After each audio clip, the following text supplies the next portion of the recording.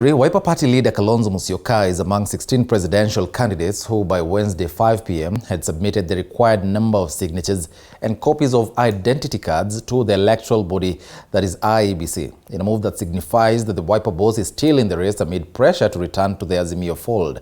Other aspirants who have since submitted the required documents to IEBC include Azimio boss Raila Odinga, Deputy President William Ruto of the UDA party, Safina Party leader Jimmy Wanjigi, and Usawa kwa Wote boss Governor Mwangi wa Iria. And as David Mudhoka now tells us, the fate of at least 28 presidential aspirants who were yet to submit the documents before the lapse of the Wednesday deadline now lies with the IEBC.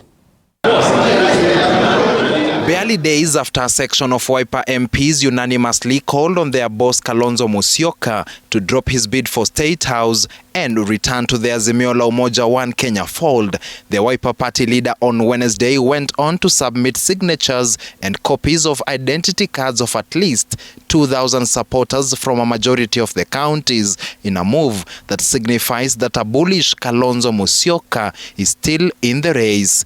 Officials from the Wiper Party submitted the required threshold of copies at around 8 a.m., setting the tone of what will be a busy day for IEBC officials, occasioned by last-minute rush. At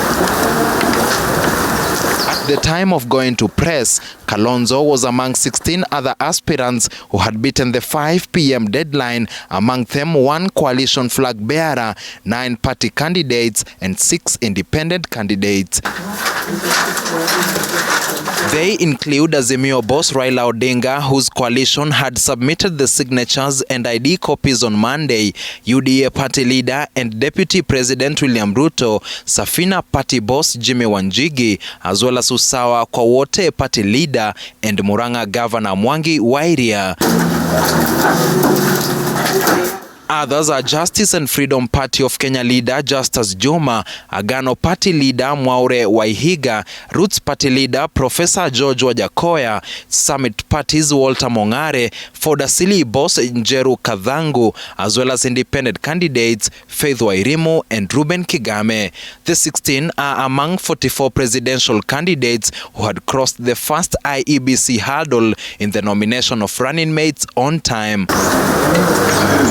And while the eligibility of the remaining 28, who until Wednesday 5 p.m. had not yet met the IEBC, hangs in the balance, a section of candidates who preceded them have said that the logistics and cost implications associated with the collection of at least 48,000 signatures might have thrown a spanner in the works of the 28, a development that seems to have sharply scaled down the number of aspirants in the race from 44 to 16.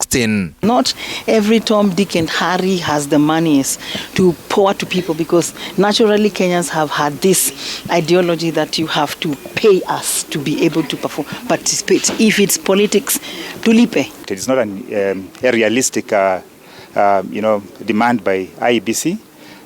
I wish this was put aside.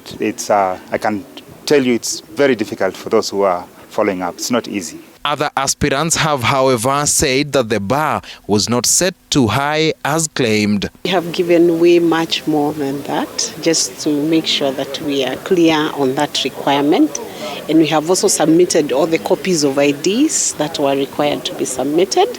The IEBC is now expected to scrutinize the submitted signatures and ID copies before subjecting the aspirants to an integrity and legal test in its bid to ascertain their eligibility. It is a process that is expected to further scale down the number of presidential aspirants that until Monday stood at a staggering 55. Following the lapse of the Wednesday 5 p.m. deadline, the fate of presidential aspirants who did not submit the required signatures and copies of identity cards now lies with the Independent Electoral and Boundaries Commission IEBC, that intends to use the submissions exercise to separate the political wheat from the chaff. David Mudhoka, TV 47 at the Bomas of Kenya, Nairobi.